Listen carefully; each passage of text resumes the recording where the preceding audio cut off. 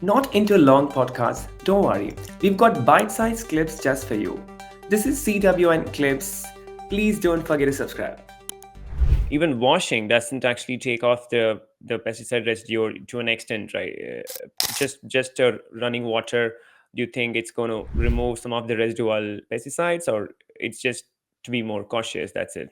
It's not going to.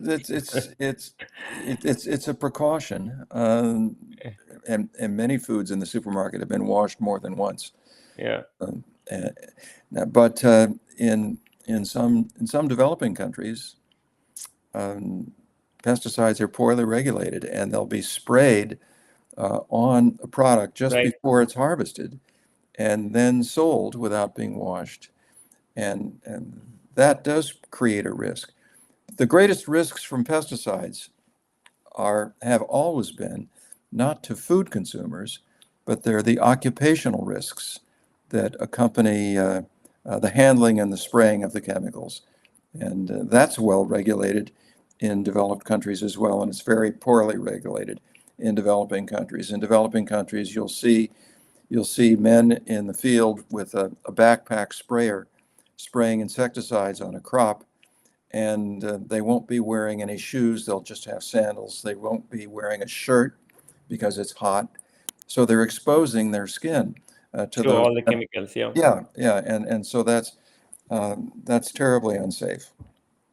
Even I know a lot of countries where the food to being let's say if a carrot to retain its color, the orange or even the green color, for other vegetables, right? So they spray and, and make it fresh. So and this is the constant discussion, especially from the place where I come from. We used to have a lot of mangoes. So the mango naturally ripes in the tree. So, but if you need a scale and you need a lot of mangoes to actually distribute, and then nobody will have time to wait until it's ripe, so they just pick the unripe and then they put limestones to you know do I mean to have the ripe mango. So Mm.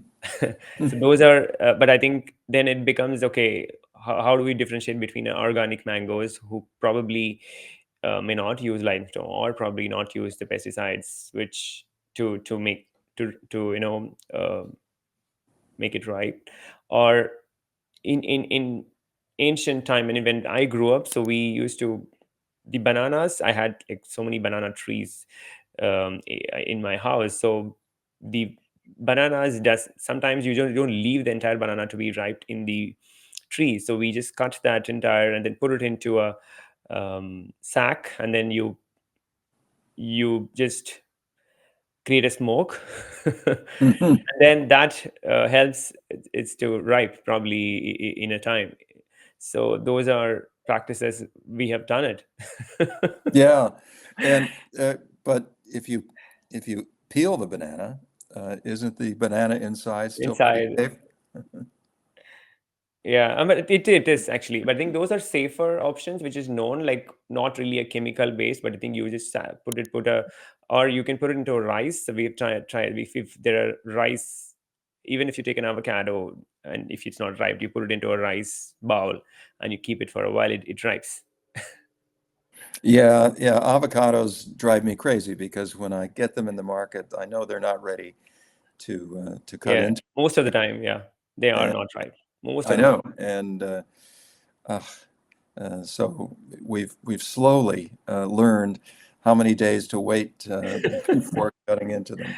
Yeah, I think this is also a dangerous way to look at food, right? Because we expect all the foods to be available or all the fruits to be available at all seasons, and don't eat the seasonal fruits. So do you think that's also one way to reduce the toxins, or probably take, let's say, but there is other counter argument which says today we are in a global environment that where, for example, if there's a specific season for avocados Yeah, in one region but maybe a different season the avocado is brought, so in that way it's available throughout the year. So I mean, in general, that's also a question which comes in, right? right, Do you right. really choose the seasonal fruit, or you don't have to restrict yourself to do that? Yeah, well, I live in Massachusetts, which is cold 5 or 6 months of the year, and you can't get locally grown fruit Yes. and vegetables in in abundance. In fact, some of them you can't even get from California because they're tropical products. And so, if we want to eat more fruits and vegetables, and um, we shouldn't restrict ourselves to what is seasonable in our part of the world. We should take full advantage. We should take, and we are in the United States. We're In the taking global, advantage yeah, of a yeah, global market. We yes, import fruits and vegetables off season from the southern hemisphere.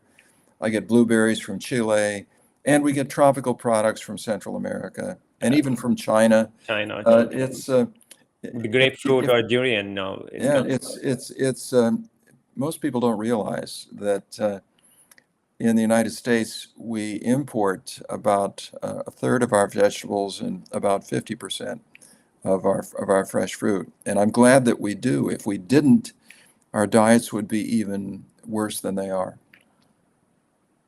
Yeah, I think in spite of the global market and having the variety of fruits and vegetables, the amount of ultra processed and processed food consumption is very high. Yes. Oh, And yeah. Oh, yeah. I'm not talking about yeah, ultra processed vegetable products. I'm talking about the vegetables themselves. themselves, right? Yeah. This is just a glimpse of one of the many conversations we've had in this channel. If you found this thought provoking, please don't forget to subscribe and explore more insights from unfiltered voices and the real world experts. And please don't forget to like and share this video to as many people as possible. It keeps us going. See you in the next one.